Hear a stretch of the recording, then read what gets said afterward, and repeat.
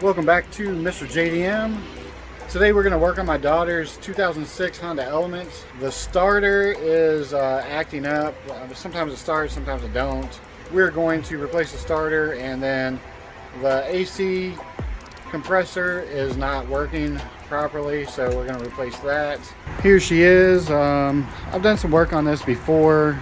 I've replaced both the motor mounts and the VTEC solenoid, and I mean, really that's about it. I replaced the rear trailing arm bushing. I think it was this side.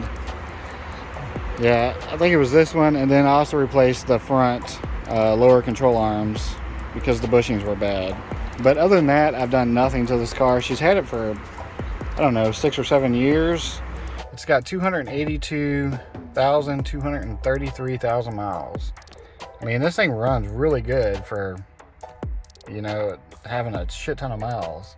But she does take care of it pretty good. When she was a youngin', a teenager, just driving, she blew like 3 engines because she didn't put oil in them. And so this is her first car that she actually bought with her own money. So she's been taking care of it. She gets the oil changed, you know, all the regular general maintenance stuff. So, you know, it's lasted.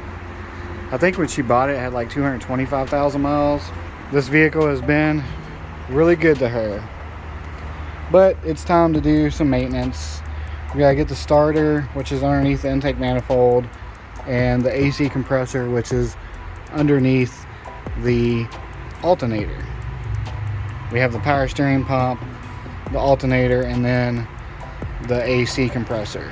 I'm not sure if I'm able to get to it from the bottom. I've seen a lot of videos where people do. I've already got a new intake manifold gasket, so I'm just going to take the intake manifold off. That way I have a lot more room to get to what I need. And it'll just make things a lot easier. I can film it a lot easier. And you guys can see what's going on. Look at that. There's like a hornet's nest right there. It's been sitting for a couple weeks and they built one right in the fan. The fan won't even spin because of it. That's funny. Today it's like 99 degrees, and with the heat index they're saying it's like 110. So this job's gonna take a couple days because this heat is supposed to last a few more days. So I'm not gonna do this all in one day. It's definitely gonna be a couple day job. This is very similar to the 2006 Honda CR-V, other than the CR-V has a plastic intake manifold. This one is actually cast aluminum, so it's very similar, but I'm still going to show you step by step on how to do this. So the first thing we're going to do is remove this stupid plastic cover, and then once we get that, we can see everything else, see what else we need to remove. Alright, so it looks like the valve cover gasket definitely needs to be replaced, so I think I'm going to add that to the list. This intake manifold is quite a bit different than the one on the CR-V. Even though it is the same year, 2006, I don't know why they would make such huge difference. It looks like we can just remove this front portion, and I think there's a bracket up underneath here that mounts to the block. And then down in here, there is a coolant hose that goes to the throttle body, and there's probably 2 coolant hoses, but all I see right now is just one. I think the biggest difference is this one is a cable driven throttle, and the one in my wife's 2006 CR-V is not. It's throttle by wire, so it's electronic throttle. I'm not sure why they would have done that. This is an EX model, so I don't know. Alright, we're going to start removing the top portion of the intake manifold. It's got 12 mil. I see 1, 2, 3, 4, and 5 bolts. Alright, there's a bracket here that's for the cables of the throttle body. I need to remove that because it's bolted to this section of the intake manifold. There's actually 2 bolts. And I dropped it. There's all kinds of wires connected to that same bracket. Go get a pair of pliers. Cannot find my needle nose pliers. So we got these.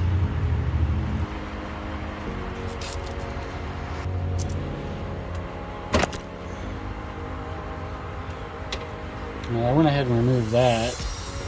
Let's remove the injector harness. We got a ground wire.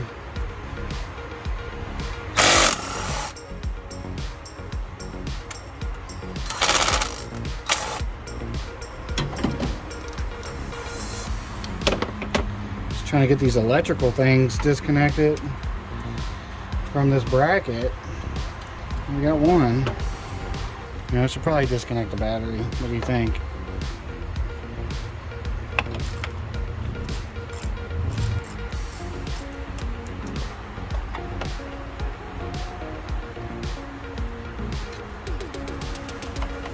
Alright. Let's get this next one disconnected. Alright, we got that pulled. We got this sensor right here that we need to pull off. It's part of that harness. Then there's another one right down here. And that whole section is removed. Maybe we can get this bracket disconnected from the throttle. Let's go ahead and remove the air tube thing, whatever you call it. That thing is just will not turn. Alright, the head on this clamp is a 7/32. It's weird. The 6 mil was just too big. 5 mil was too small. I don't know why they would do that. Alright, now we gotta disconnect everything that's connected to this tube. I mean, there's all kinds of stuff. There's just a ton of stuff.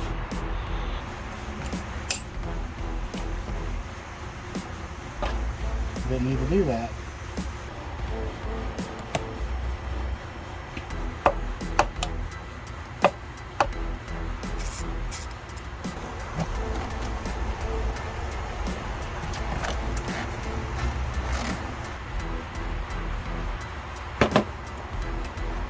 Clamp down here at the bottom is like rounded off, or it's so rusty. I don't know.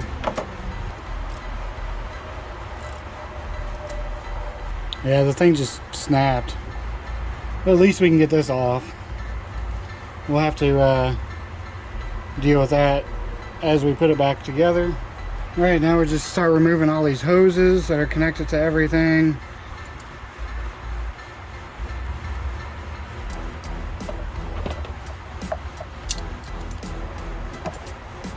All right, now we have these bolts right here. Because this comes apart in two pieces. We're going to take apart the first half. We're not going to remove the section that's connected to the head.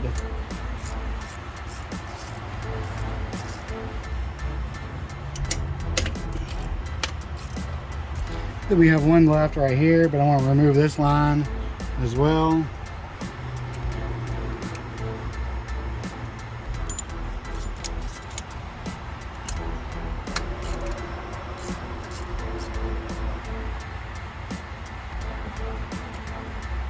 All right, the intake's loose.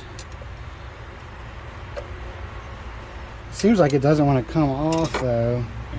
I don't know what's causing it. There's like a harness or a bracket or something keeping this from moving.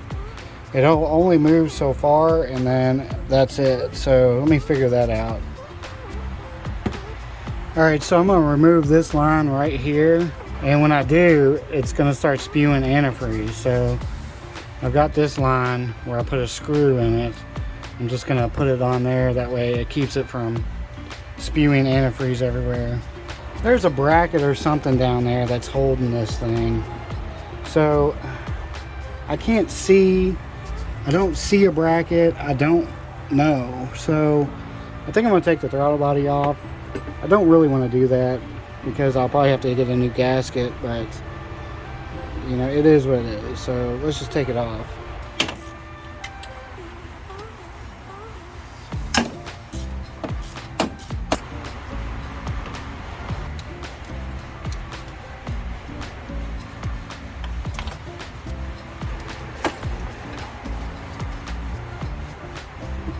Yep, there's a bracket.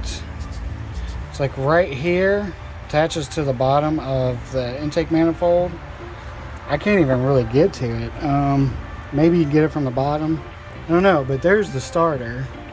I can probably do the starter, but I still got to get the AC compressor, so I've got to get this portion of the intake manifold out. All right, we got it out. There was a bolt down here that bolts to the block. We were able to get it from the bottom, but then these brackets that had like wire clips to it, you can see this one, and then there's another one somewhere right here. I ended up just breaking them because I could not get them off of this thing. This tab just broke off. And then there was also this right here was bolted right here. So it was kind of a pain, but we got it done. Let's move on to the starter. All right, so we got the starter, the main cable and the signal wire. There is a 17 mil bolt here, and then one in the back that's kind of long. Really no good place to put you.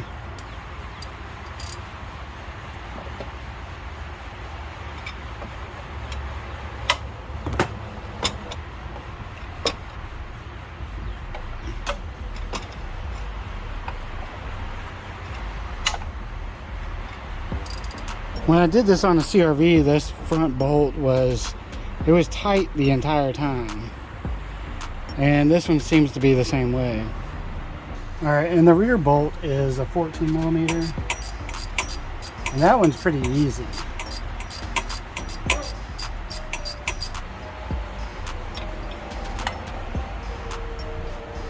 That's the rear bolt. Once it's loose, you can just untighten it with your hand. All right, so I've been struggling with this bolt right here. It's like super tight, and then I had to remove the T-bracket, this thing right here, so I would have enough movement in here to get that bolt out. I really only get like 1 or 2 turns each time, and this bolt is just tight the entire time. I've been soaking it with PB Blaster, but that just doesn't seem to help. And then in order to get this T-bracket out, you had to get this bottom bolt out, and you had to disconnect this thing to even get to the bottom bolt. I mean, I've really been struggling with this. To be honest, I don't know how I'm going to get the AC compressor out. I mean, I'm definitely going to have to remove the power steering pump, the alternator, and then maybe get to the AC pump from the top. But I don't know. It looks like from the bottom would be easier, but then again, I would have to like drop the whole subframe down, because the AC compressor is like right there. And so I just don't know. So I just don't know how I'm gonna get that out. This is a lot more work than I expected, but it always is. Damn you. I mean, this is ridiculous. I mean, this is what I have to go through. Take the bar off. I put this back as far as I can. Get the bar on there.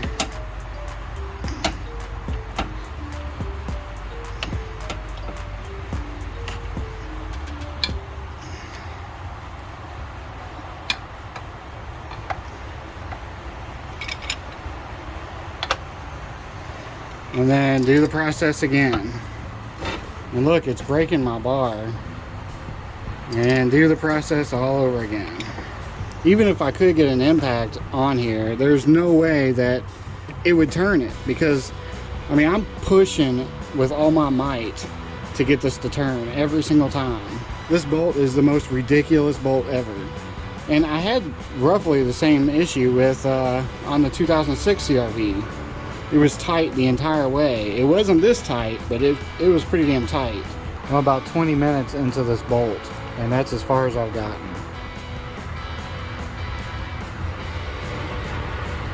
I really hope it doesn't break.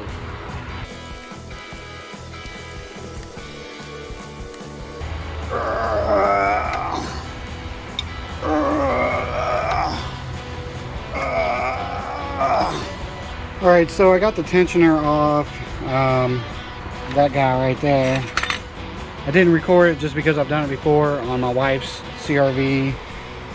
It is the exact same process, but I think I'm gonna go ahead and replace that just because it's never been replaced. I'm gonna replace the belt. There's a screen inside here that I'm gonna replace. I'm gonna replace the thermostat and the NOx sensor, and I don't know, I'm thinking about replacing the water pump as well, but I don't know, because it's like, if I keep digging, then, you know, well, why not replace the timing chain and the guides? You know, it's, the hole just never ends. So I don't know. As of right now, I'm just replacing the couple things I listed off. So I'm gonna get the alternator out. I'm gonna go ahead and pull the radiator. It'll give me a lot more room for when I get the AC compressor removed.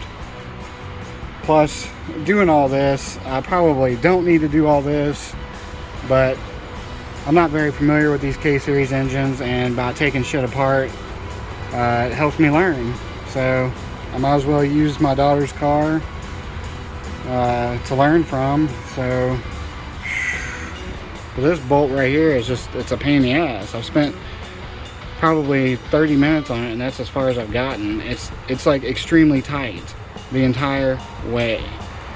Oh well, let's move on. So I finally got the starter off, but you know, I was afraid I was gonna break this bolt because it was like every single turn was tight. But look what it did. It cracked the transmission where the bolt tightens down at. I mean, how fucked up is that? I don't know if the new transmission bolt will tighten down. I mean, it goes all the way through, so I guess I could get a bolt that's longer and put a nut on the back side.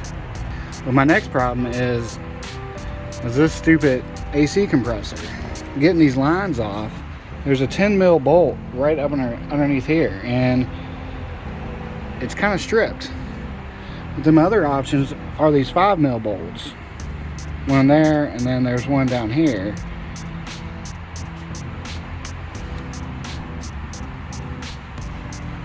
But they don't seem to want to come unscrewed either. This has become a huge headache. Alright, so I've got the AC compressor unbolted. I had to jack the engine up, which required me to disconnect this mount, and then this one. I mean, I know you can do it from below, but to be honest, with this thing's unscrewed, I took the nut off of that and it still won't release. And then this one is stripped. So there's no chance in hell I would have been able to get it out from below. And even now, I don't know what to really do. This line right here is like 15 bucks. It goes all the way up to here, and it's got a connector here. This other line goes up here, right there, and then connects right there. I think that one's like 15 bucks. So it's like 30 bucks. So if I just disconnect the lines and just be done with it, I think that's what I'm gonna do. But this thing right here, I can't find it. I don't know what this weird adapter thing is. I don't find it on any of the diagrams. Don't know what it is. I don't know. Might have to just go to the junkyard and see what I can pull from the junkyard. Maybe I can get all of that. But again, it's probably going to be just as hard to get off. I don't know. This thing's being a super pain in the ass. Alright, we got the AC compressor out. We disconnected the line from here. And then on the back side of the condenser, I think that's what it's called, So here we have the compressor with the two lines still attached. Yeah, we're just gonna fight with this, see if I can get these pulled out, try to save some of this. Yeah, that's pretty much what we got to do. And I'm glad I decided to go ahead and replace the belt because it is in not very good shape. I think it might start raining here soon. It's been raining most of the day. I've been trying to come out here off and on between the rain storms to get this thing done because my daughter's a teacher and she needs her car because school is about to start in a couple weeks. So I've got to get this thing done. Alright, so I did get the I don't know what this thing is. I got it off of the compressor. I had to basically cut the heads off of the bolts to get it off. It was a pain in the ass. I kind of destroyed this thing, but I think it'll still work. I just put some like 10 mil bolts on top of it. It'll hold. As you can see, had to cut those bolts off, but we got both the lines off. We can start assembling stuff. At this point we can start putting stuff back together. I got a new knock sensor. We can get the AC compressor on and the starter in. But again, I don't know what to do about this because this thing broke. I don't know if the threads will hold. So do I drill it out and put a longer bolt with a nut on the back? I don't know. It's still kind of up in the air. What I'm gonna do is just put the starter on here, see if it'll tighten down. If not, then we'll swap out a longer bolt. I'm also gonna replace the screen that's behind here. It is the VVT spool screen or something, I don't know. But we're gonna replace that. Here is that screen. Here's the new knock sensor. And here's our new AC compressor. Comes with new little O-rings. So let's get started with this, and then the knock sensor, and then we'll put the starter in. Alright, so this video is pushing 25 minutes, so I'm gonna go ahead and end it here. You know, we got everything removed and we are about to start reassembling everything. So I think this is a good time to go ahead and stop this video. There are some things that I probably didn't have to remove, but considering all the problems I've had with this, I'm glad that I did remove, you know, the T-bracket, the radiator, the alternator. Going from the bottom with the problems that I have encountered, it would have been a nightmare. I probably would have ended up going through the top anyway. So I'm glad I did it the way I did. And if you have any questions, please join the MrJayDM Facebook group. It's a lot easier to answer questions there than it is in the comments below. But with all that being said, I appreciate you watching. Please like, subscribe, and share. I will see you all in the next video.